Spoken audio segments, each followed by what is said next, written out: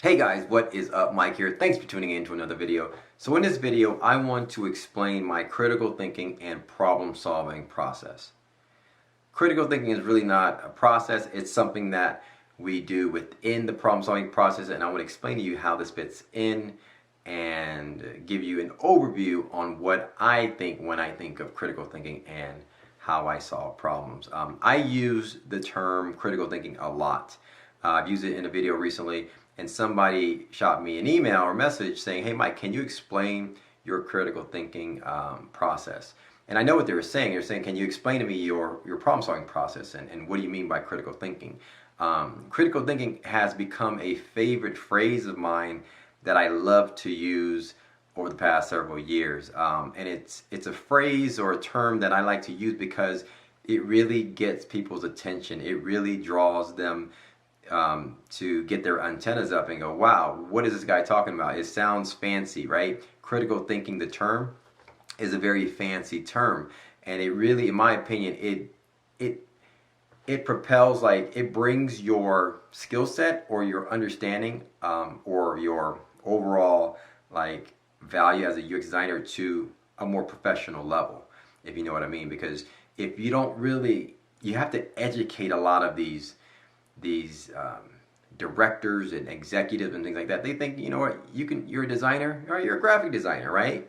They'll call you the graphic designer. You're like, nah, man, no. Yeah, I'm a UX designer, right? So how do we?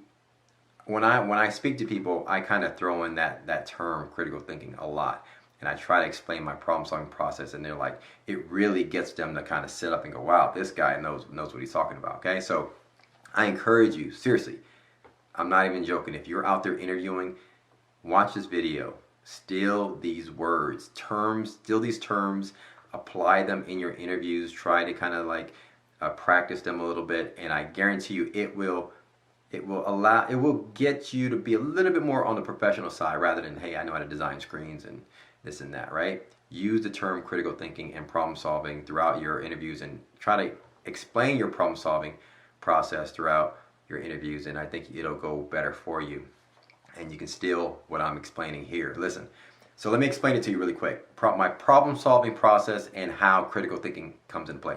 First off, what is critical thinking? Critical thinking is very simple. It's a fancy term. You can get all philosophical about it, but it's very, very, very, very simple.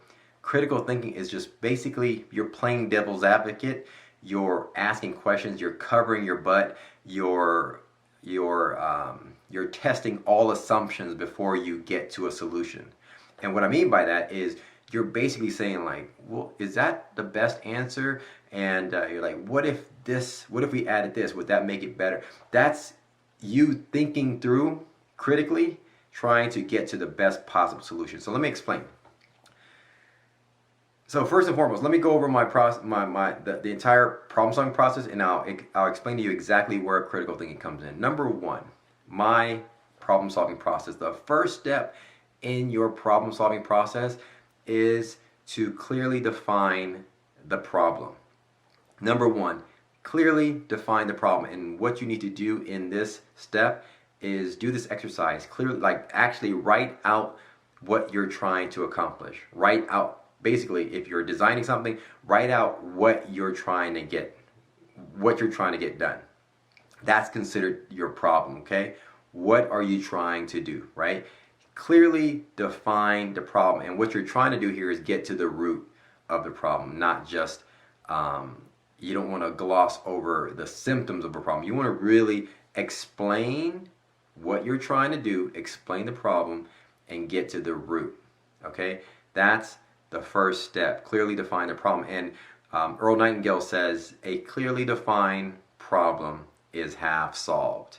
Or at least I was listening to a podcast of Earl Nightingale, or an audio of Earl Nightingale, and I think he quoted a philosopher and said, a clearly defined problem is half solved. And he's absolutely right, because when you start to do this exercise of clearly defining and writing out a problem, you'll notice that it will automatically steer you to a solution. You will, as you're writing it out, you'll be like, I already know what I'm going to do with this, right? So you're almost there.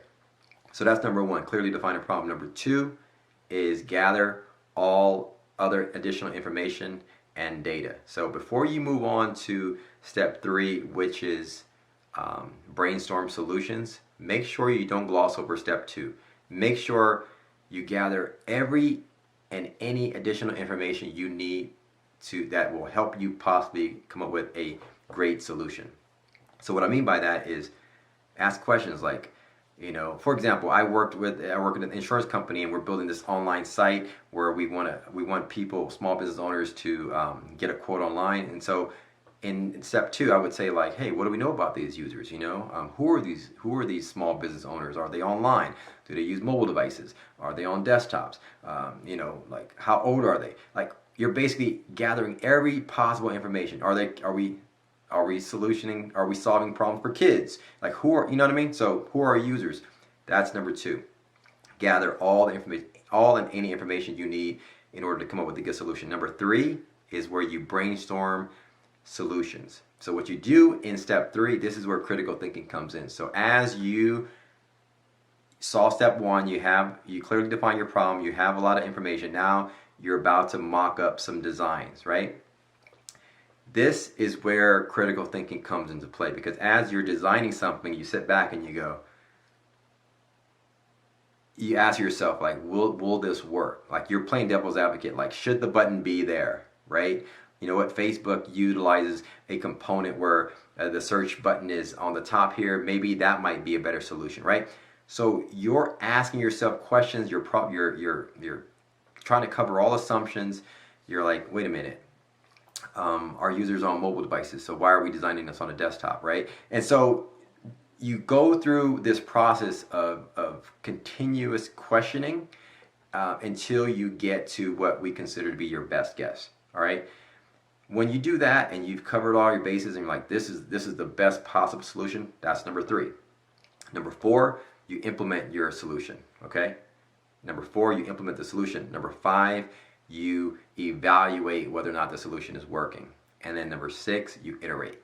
Okay, so again, step 1, clearly define the problem. Step 2, gather information. Step 3, brainstorm solutions. That's where critical thinking comes in.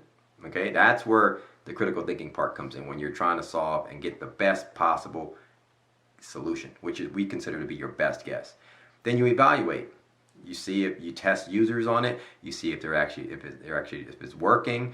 And then step 5.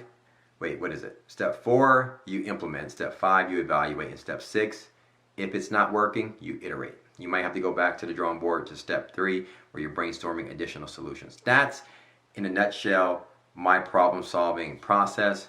1 to 5 to 6 steps. And that right there, my friend, is what you should do. You should start learning that and start incorporating that in your interviews. Guarantee if you do that, it will kind of get their attention. Be like, you know what, this person right here knows a little bit more than just, scaling icons on a particular design, okay? Anyway, if you want to learn more about this problem solving and how I incorporate that into UX designs and things like that, check out my site, ML UX Academy. I have 2 things for you there. If you're just now getting started in UX design, you have nothing, I have a course for you. For anybody who's just now getting started, you're just starting from the bottom up, there's a course there, Product Design Blueprint. I recommend you taking that. If you are a designer, you want to learn more about some of these things that I'm explaining to you, I recommend you checking out my membership site. It's free for 14 days. It's only $19 a month if you remain. There's a lot of information there that you can look over my shoulder, and I walk through on a whiteboard, on a digital whiteboard, tactics on how I use these things along the way. You can learn visual UI design, UX design principles and methods, portfolio tips, career advice, etc. Check out my site, ML UX Academy. If you have any questions, shoot me a comment or use the link on my site, on the contact link on my site, ask me any questions. I'll hope to answer those questions for you at my earliest convenience. All right? Catch you guys in the next video. Peace.